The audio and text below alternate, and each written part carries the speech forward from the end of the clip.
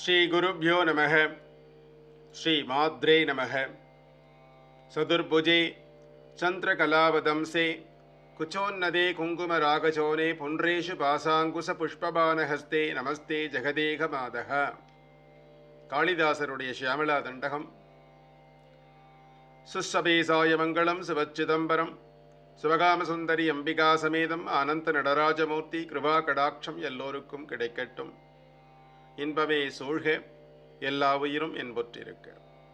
மேதா விலாசம்ங்கிற இந்த காணொலி மூலம் உங்களை எல்லாம் சந்திப்பதில் நான் மிக்க மகிழ்ச்சி அடைகின்றேன்.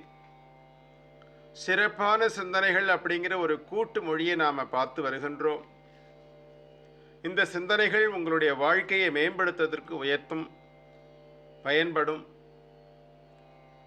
இதை எல்லோருக்கும் பகிருமாறு அன்புடன் கேட்டுக்கொள்கின்றேன்.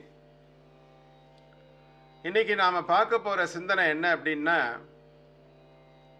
வழிபாடு பண்ணக்கூடிய ஆலயங்கள். ஆலய வழிபாடு பண்ணுறதுக்கு முன்னால நாம் வழிபடுற ஆலயத்தை பற்றி நம்ம கொஞ்சம் யோசிக்கணும். நீங்கள் வழிபடும் ஆலயம் பற்றி வழிபடும் முன் யோசியுங்கள். ஆலயம் தொழுவது சாலவும் நன்று ஆன்றோர் வாக்கு. ஆலயம் அப்படின்னு சொன்னோம்னா இறை அருளுடைய பொருள் செறிந்து இருக்கும் இடம்தான் அதுக்கு ஆலயம்னு பேர். அங்க பேரருள் ஆற்றலானது செறிந்து இருக்கும். அங்க நாம வழிபாடு பண்ணும் போது அதோட சாநித்தியம் நமக்கு கிடைக்கும், பரிமளிக்கும். ஒரு ஆலயம் எப்படி நிர்மாணப்படுத்தி அதனுடைய சாநித்தியத்தை விளங்க காரணம் சித்த புருஷர்கள் தான், ஆச்சாரிய புருஷர்கள் தான். ஒரு இடத்துல இறைவனுடைய சாநித்தியம் இருக்க வேண்டுமானால் அது அங்கே இறை சக்தியினுடைய சூட்சுமம் பிரயோகப்படுத்தப்பட்டு இருக்க வேண்டும். அப்பதான் அது பரிமளிக்கும். அதுக்கான மூல மந்திரம், ஜபம், தபம் அப்படி இருக்கிற இடத்துல தான் பார்த்தீங்கன்னா இறைவனுடைய பரிபூர்ணமான அருளானது கிடைக்கும். பசுமாடு இருக்கு அப்படின்னு சொன்னா கொம்புல பாலை நாம கறக்க முடியாது, மடியில தான் கறக்க முடியும். அப்போ எந்த இடத்துல போஷிக்கமோ அந்த இடத்துல நாம போஷிக்கணும். அதுக்கு தான் திவ்ய தேசங்கள், பாடல் பெற்ற ஸ்தலங்கள், சக்தி பீடங்கள், படை வீடுகள் அப்படின்னு சொல்லப்பட்டிருக்கு. அதுக்கு தான் திவ்ய தலங்கள் அப்படின்னு பேரு. சித்த புருஷர்களாலும் மகான்களாலும் தெய்வ திருமேனிகள் பிரதிஷ்டை பண்ணப்பட்டு மந்திர ஒலி கூட்டி இறைவனை பல காலம் வழிபாடுகள் செய்து ஆராதனை செய்து இறைவனின் அருளை பெற்று இறைவன் பல அனுகிரகங்களை மறைமுகமாகவும் நேர்முகமாகவும் பலருக்கும் செய்து இறைவன் அடியார்களால் துதி செய்யப்பட்டு அவன் மேலே பாடல்கள் இயற்றி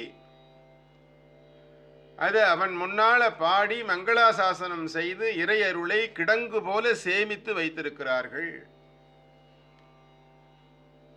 அதுக்குதான் ஆலயம், கோயில் அப்படின்னு பேர். அப்படிப்பட்ட இடம்தான் கோயில், பாடல் பெற்ற ஸ்தலங்கள்னு சொல்லப்பட்டிருக்கு. பார்த்தீங்கன்னா சிவத்தலங்கள் எல்லாம் பாடல் பெற்ற ஸ்தலங்கள் அப்படின்னு சொல்லுவாங்க. அதே மாதிரி வைணவ தலங்களை பார்த்தா மங்களாசாசனம் செய்யப்பட்டதுன்னு சொல்லுவாங்க. திவ்ய தேசங்களை பார்த்தீங்கன்னா படை வீடுன்னு முருகனுக்கு சொல்லப்படுது.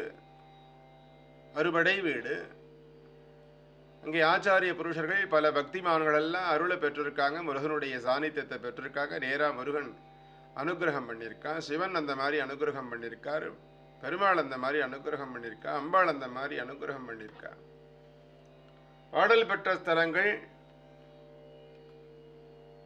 மங்களாசாசனம் செய்யப்பட்ட கோயில்கள் அப்படின்னு நாம சொல்றது எதுக்குன்னு சொன்னோம்னா அந்த கோயிலுக்கு சாநித்தியம் இருக்கும்.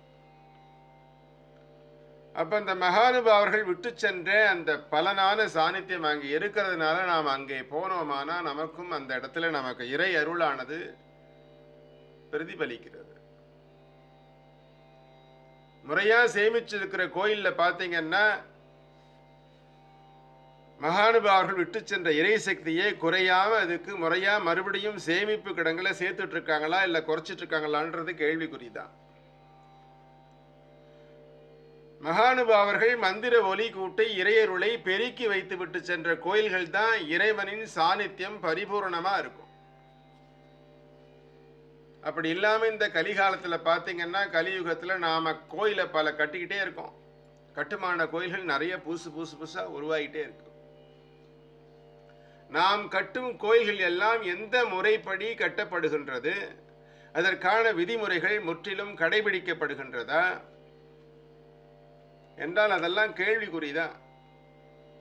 கட்டுமடம் மாதிரி அவன் மாட்டுக்கு பெரிய பெரிய மண்டபங்களை கட்டி, சுற்று வட்டாரத்தை கட்டி, மதில் சுவரை எழுப்பி பெரிய பெரிய கோவில்களை கட்டுமடங்களா கட்டுறாங்க. காங்கிரீட்ல கட்டப்படுது.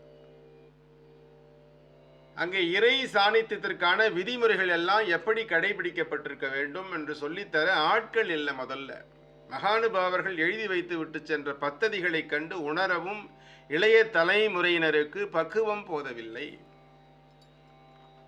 அப்படி இருக்க புதிதாக கட்டும் கோயில்கள் எல்லாம் பக்தர்கள் கூடும் கூடங்களாகத்தான் இருக்குமே தவிர கோயில்களாக இருக்காது. அங்கே எந்த ஒரு சாநித்தியத்தையும் நாம் எதிர்பார்க்க முடியாது. ஜபமும் தவமும் செய்து ஆசையை அடக்கி உணர்ச்சிகளுக்கு அடிமையாகாமல் மானிட வாழ்க்கையை வாழாமல் மனிதனுக்கு அப்பாற்பட்டு நின்று ஒரு வாழ்க்கையை வாழ்ந்த மகானுபாவர்கள், தவ சிரேஷ்டர்கள் மற்றும் சக்திகளின் ஒன்றா திரட்டி இறைசக்தியை உருவாக்கி அதுக்கு எப்படி பூஜை புனஸ்காரங்களை பண்ணணும் அப்படின்னு பத்ததிகளை உருவாக்கி வைத்து சென்றிருக்கார். அது தற்பொழுதுள்ள நெறிமுறையாளர்களாக புரியவே கஷ்டமா இருக்கு. அதை எப்படி முழுமையா பின்பற்றணும் அப்படிங்கிறதே இளைய தலைமுறைக்கு தெரியல. அதை ஒழுங்கா ஃபாலோ பண்றாங்களாங்கிறத நாம கண்காணிக்க, நமக்கு தெரிஞ்சாதானே பழக்க முடியும்.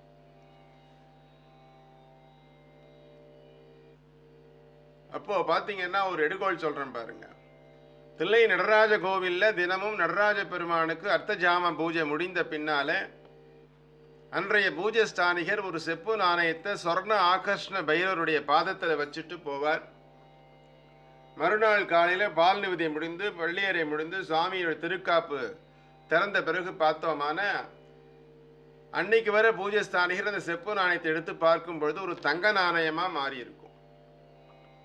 அப்போ இறைவன் அந்த இடத்துல சாநித்தியமா இருந்து அன்னைக்கு பூஜை பண்ணினவருக்கு ஒரு படி அளக்கிறார். இப்படி ஒவ்வொரு பூஜை ஸ்தானிகரும் அன்றைய பூஜை பலனுக்கு ஒரு தங்க நாணயத்தை பெறுவாங்க. காலப்போக்கில் பார்த்தீங்கன்னா நிகழ்வு நடக்கிறதே இல்லை. என்ன காரணம்? அப்படியானால் அம்மாதிரி அவர்கள் போல் வந்த சந்ததி இறைவனுக்கு பூஜை செய்யலையா? முன்னோர்கள் விட்டு சென்ற பத்ததியை ஒழுங்கா பின்பற்றலையா? எல்லாம் கேள்விக்குறிதான். காரணம் யாரையும் நாம குறை சொல்ல முடியாது. இருப்பினும் நாம் நம் முன்னோர்கள் தரத்தில் இல்லைங்கிறது நிதர்சனமா தெரியுது. புன்னைநல்லூர்ல குடியிருக்கிற முத்தாள பரமேஸ்வரி பார்த்தீங்கன்னா புற்று மண்ணால ஆனவ. அவருடைய சொரூபம் திகம்பரர் சதாசிவ பிரம்மேந்திரர்களால் பிரதிஷ்டை செய்யப்பட்டது. அம்பாளுடைய பீடத்தில் ஸ்ரீசக்கரம் இருக்கிறது. மகானுபாவர் பிரதிஷ்டை செய்த சுயம்பு மூர்த்தி புன்னைவன காட்டு ஈஸ்வரி. அவள் சக்தி எங்கும் புகழ் விளங்குது. இதுபோல பார்த்தீங்கன்னா பாடல் பெற்ற சிவஸ்தலங்கள், மங்களாசாசனம் செய்யப்பட்ட விஷ்ணு ஸ்தலங்கள், சக்தி பீடங்கள், படை வீடுகள் இவைகள் தான் நமக்கு ஆச்சாரிய புருஷன் விட்டு சென்ற மகோன்னதமான இறை ஆற்றல் கொண்ட தெய்வ நிலையங்கள். அதை வழிபாடு பண்ணினாலே நமக்கு போதும். நான் புதுசா ஆடம்பரமா நவீன வசதிகளோட கட்டுமடங்களெல்லாம் கட்டிக்கிட்டு கோயிலை காங்கிரீட்டை கட்டி மடங்களை அமைச்சு விஸ்வரூப சிலைகள் இதெல்லாம் எந்த ஆகத்திற்கு உள்ள வராது போல இருக்கு. அந்த காலத்தில் பார்த்தீங்கன்னா பெரிய பெரிய கோபுரங்களும் நிழல்சாயா கோபுரங்களும் வானமுற்ற பெரிய கோபுரங்களை கட்டினாங்களை ஒழிஞ்சு யாரும் பெரிய பெரிய விஸ்வரூப சிலைகளை செஞ்சு எங்கேயாவது பெரிய கோயிலில் வச்சுட்டு போயிருக்காங்களா பார்த்தீங்களா? எந்த பெரிய பாடல் பெற்ற ஸ்தலங்கள்லையோ எல்லா இடங்கள்லையும் போனீங்கன்னா முன்னோர்கள், தவசிரேஷர்கள், ஆச்சாரிய புருஷர்கள் யாரும் அந்த மாதிரி ஒரு பெரிய விக்கிரகங்களை விட்டு போகல. பெரிய பெரிய கோவில்களை கட்டிட்டு போனாங்களே ஒழிஞ்சு பார்த்தீங்கன்னா விஸ்வரூப மூர்த்திகள்லாம் எங்கேயுமே கிடையாது. 50 ஏக்கர் 25 ஏக்கர் கூட நம்ம முன்னோர்கள் அமைச்சிருக்காங்க கோவில. ஆனால் கோயில் கருவறையில பார்த்தீங்கன்னா 3 அடி 4 அடிக்கு மேலே மூர்த்தங்கள் கிடையாது. அதுதான் தத்துவம். நம் முன்னோர்கள் கட்டி வைத்து சென்றுள்ள கோயில்களை நாம் சென்று வழிபட்டாலே நமக்கு ஆயுள் போதாது. காசை வசூல் பண்ண வேண்டியது, தெருவுக்கு தெரு கோவில் கட்ட வேண்டியது, கட்டுமடம் கட்ட வேண்டியது, அந்த இடத்துல ஒரு பஜனையை பண்ண வேண்டியது, அங்கே அன்னதானம் கொடுக்க வேண்டியது, இப்படி புது புதுசாக தினந்தோறும் ஒன்று உருவாகி கொண்டே இருக்கிறத ஒழிஞ்சு ஏற்கனவே இருக்கிறத நம்மால் அதை பாதுகாக்கவும் பேணவும் அதுக்கு பிரயத்தனம் பண்ணவும் நமக்கு நேரம் இல்லை. புதிய கட்டுமடங்களை உருவாக்குறதை விட்டுட்டு ஏற்கனவே புதிய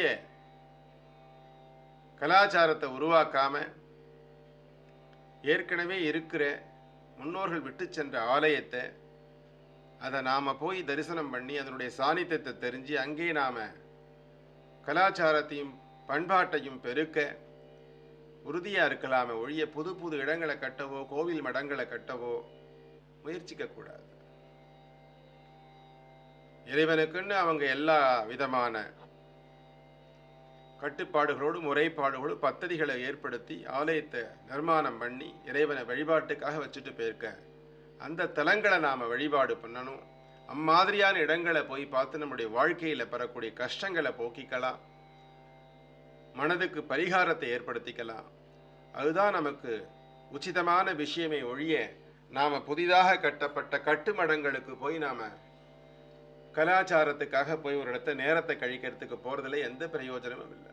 ஆகையினால அறுபடை வீடுகள், சக்தி ஸ்தலங்கள், பாடல் பெற்ற ஸ்தலங்கள், மங்களாசாசனம் செய்யப்பட்ட ஆலயங்கள், அதை மட்டுமே நாம் தொழுது வழிபாடு பண்ணினோமானா நம்முடைய வாழ்க்கையில் எல்லா கஷ்டங்களும் தொலைந்து வாழ்க்கையில் எல்லா விதமான பரிமாணமும் நமக்கு கிடைக்குங்கிறதுல எந்த விதமான சந்தேகமும் இல்லை.